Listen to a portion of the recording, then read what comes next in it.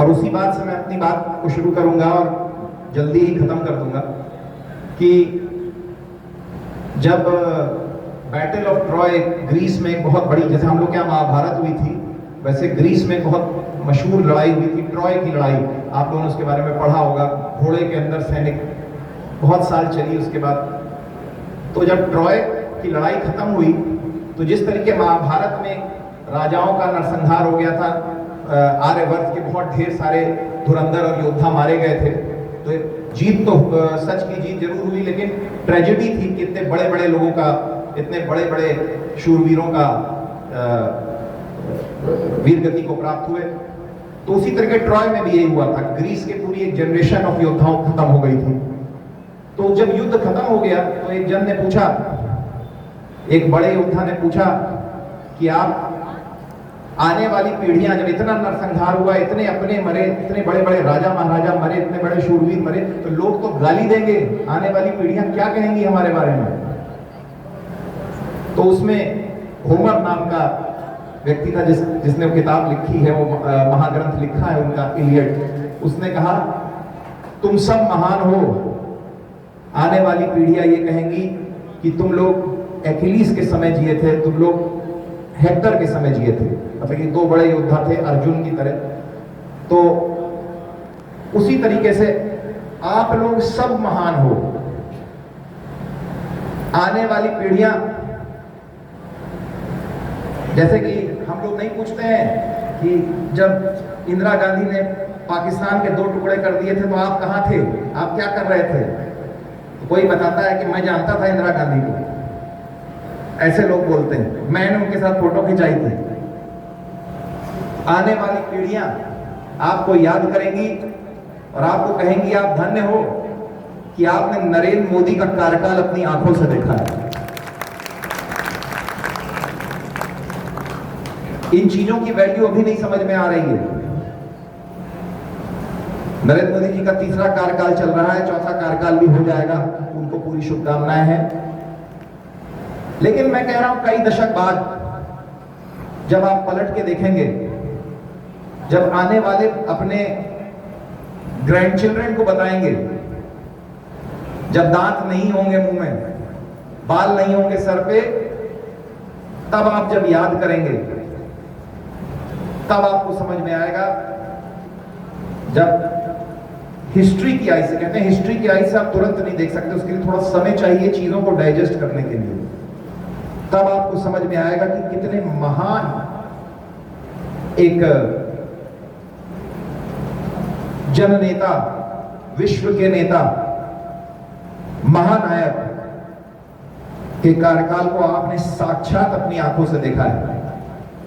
तब आप गिनाएंगे, बहुत से लोग आप में से मेरी तरह, कि 2014 में प्रधानमंत्री बनने के बाद, जब 2016 में वो प्रथम बार प्रयागराज आए थे परेड में, जब उन्होंने उन मशहूर शब्दों के साथ अपने उद्बोधन को शुरू किया था कि निषाद राज की इस धरती को मैं प्रणाम करता हूं, तब मैं परेड मैदान में मौजूद था। नरेंद्र मोदी जी ने, उन्हीं के शब्दों में सबसे अच्छी तरीके से कहा जा सकता है, यूएस कांग्रेस को, जैसे हमारे पार्लियामेंट का ज्वाइंट सेशन होता है, वहां पे यूएस कांग्रेस का ज्वाइंट सेशन होता है, तो यूएस कांग्रेस के ज्वाइंट सेशन को उन्हीं के शब्दों में मैं कहूंगा कि उनका कार्यकाल वो दर्शाता है। जब पहली बार वो गए थे तो भारत 10वीं सबसे बड़ी अर्थव्यवस्था थी इस देश की, इस दुनिया की। जब वो दूसरी बार गए तो उन्होंने मुस्कुरा के बोला कि आज मैं जब आपके बीच में आया हूं तो भारत 5वीं सबसे बड़ी अर्थव्यवस्था है। और उसके बाद वो कॉन्फिडेंस जो आपने उनके में जगाया है, उनकी पॉलिसीज ने, लेकिन अंत में ये भारत की जनता है जो उनको ताकत देती है। उन्होंने कहा मुस्कुरा के हल्के से, दुनिया की सबसे बड़ी अर्थव्यवस्था को एक तरीके से चैलेंज करते हुए कहा, और अगली बार जब आऊंगा तो दुनिया की 3री सबसे बड़ी अर्थव्यवस्था के रूप में आपके बीच में आऊंगा। और तब शुरू होगा। आप लोग सिक्योरिटी काउंसिल के बारे में सुनते हैं, G7 के बारे में सुनते हैं, तब एक बड़ा टेबल होगा जिसमें केवल 3 प्लेयर होंगे, भारत, अमेरिका और चाइना। और अगली सेंचुरी में अगर हमारे पास नरेंद्र मोदी जी के तरह नेता मिले तो वो दिन दूर नहीं, अर्थशास्त्री उसको कैलकुलेट कर चुके हैं कि 2050 तक 2 सबसे बड़े प्लेयर चाइना और इंडिया ही रह जाएंगे, अमेरिका तीसरे नंबर पे आ जाएगा। ये ऐसे नहीं हुआ है, इसके पीछे मेहनत हुई है। आपको बताएं, एक बहुत मशहूर 17वीं शताब्दी में, जिसको हम लोग आज हॉलैंड कहते हैं, नेदरलैंड कहते हैं, इनके ऊपर उस समय के सुपर पावर ने हमला कर दिया, स्पेन ने। ये लोग ने युद्ध भी जीता नेदरलैंड ने, और वो अर्थव्यवस्था के रूप में और बड़े होके आए। इंग्लैंड के साथ यही हुआ, नेपोलियन ने इंग्लैंड के ऊपर हमला कर दिया। इंग्लैंड ने नेपोलियन को 18वीं शताब्दी में हराया भी, 19वीं शताब्दी में, और बड़ी अर्थव्यवस्था भी बन के आए। अमेरिका ने हिटलर के साथ यही किया, 20वीं शताब्दी में हिटलर को हराया भी और बड़ी अर्थव्यवस्था बन के आए। तो जो बड़ी ताकत होती है वो बुरे वक्त को भी अपॉर्चुनिटी के रूप में इस्तेमाल करती है और अपने आप को बड़ा करती है। और हम लोगों ने ऑपरेशन सिंदूर में यही देखा कि हम लोग एक तरफ पाकिस्तान से युद्ध कर रहे थे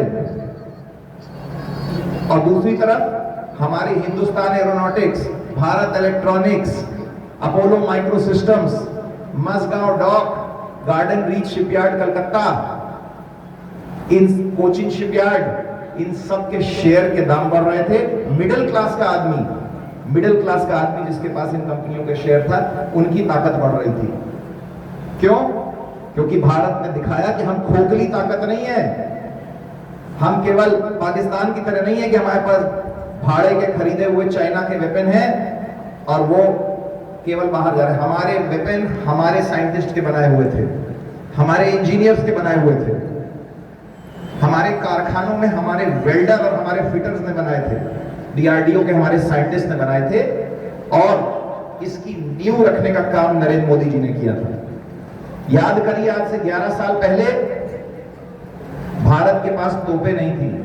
कांग्रेस के डिफेंस मिनिस्टर एंटनी जी थे, उनसे कहा जाता था तोप खरीदना है, उन्होंने कहा बोफोर्स के नाम पे कांग्रेस खत्म हो गई, कोई बात मत करना है सबकी, मेरे ऊपर भ्रष्टाचार का आरोप लग जाएगा।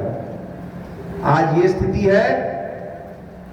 मैंने भी उसको लखनऊ में राजनाथ जी ने और माननीय मोदी जी ने हम लोग को डिफेंस एक्सपो दिया था, तो उस तोप में बैठ के उसको मैंने भी चलाने का काम किया, मतलब कि फायर नहीं किया है लेकिन उसकी बैरल को अप डाउन और लेफ्ट राइट करने का काम किया है। आज भारत में बोफोर्स की अपनी तोप भारत फौज और टाटा बना रही है, और अजरबैजान और अर्मीनिया की जंग में अर्मीनिया ने वो तोपें हमसे खरीदी है।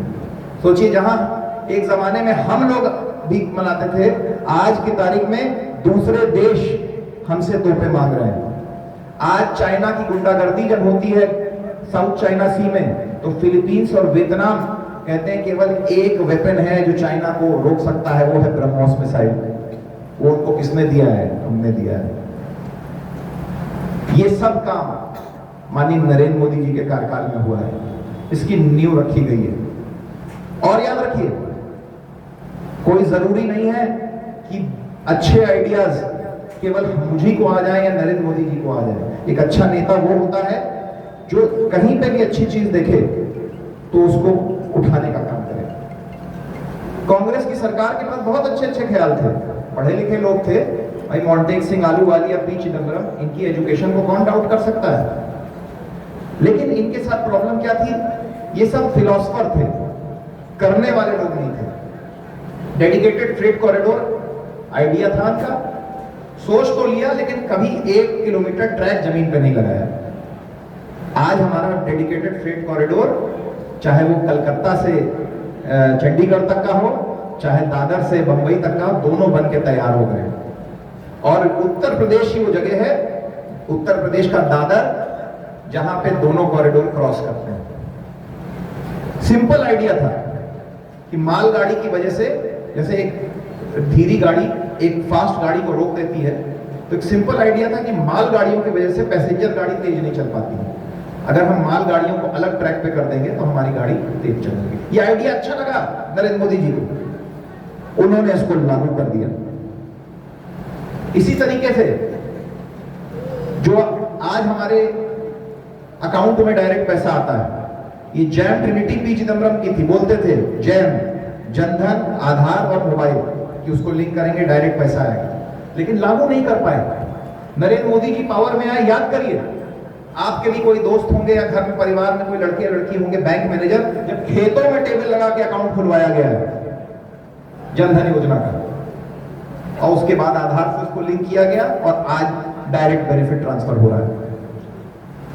ये तो कुछ ही योजनाएं हैं, बहुत कुछ मैं बता सकता हूं, लेकिन याद करिए वो टाइम जब एक हमारे पार्लियामेंट पे हमला हो गया था। अगर एक लेवल और सिक्योरिटी का ब्रीच हो गया होता तो पार्लियामेंट में कोई सांसद ना बचता जिंदा। याद करिए वो समय। मैं आपको अपनी आप बीती बताता हूं। मेरे पिताजी ताज बंबई में बिजनेस के काम से गए थे, रेस्टोरेंट में बैठे थे, अचानक मोबाइल फोन बंद हो गया, अचानक बंद हो गया बात करते हुए। ग्राउंड फ्लोर वाले रेस्टोरेंट में बैठे थे और रात भर मोबाइल बंद रहा, और टीवी पे मैं देख रहा था कि आतंकवादियों ने ताज होटल में, जिस होटल में मेरे पिताजी रुके हुए हैं, उस होटल पे आतंकवादियों ने हमला कर दिया है। और रात भर मुझे पता नहीं था कि मेरे पिताजी जीवित है कि नहीं, क्योंकि मोबाइल बंद हो गया था। आप सोचिए एक बेटे पे क्या बीती हो। लेकिन भारत ने कुछ नहीं किया, पार्लियामेंट में हमला हो गया, कुछ नहीं किया। ये नरेंद्र मोदी थे जिन्होंने कहा हम न्यूक्लियर ब्लैकमेल में नहीं रुकेंगे, घर में घुस के मारेंगे, और वही काम कर रहे हैं। शायद मैं भावुक हो गया क्योंकि मैं नरेंद्र मोदी जी का बहुत बड़ा फैन हूं, बोलने वाले बहुत ज्यादा हैं, इसलिए ज्यादा न बोल के मैं बस यही कहूंगा कि नरेंद्र मोदी जी का कार्यकाल ऐसा है कि इसको मन में बैठा दीजिए। आने वाली पीढ़ियां आपसे पूछेंगी कि जब ये घटना घटी थी तो आप कहां थे, वो घटना घटी थी तो आप कहां थे।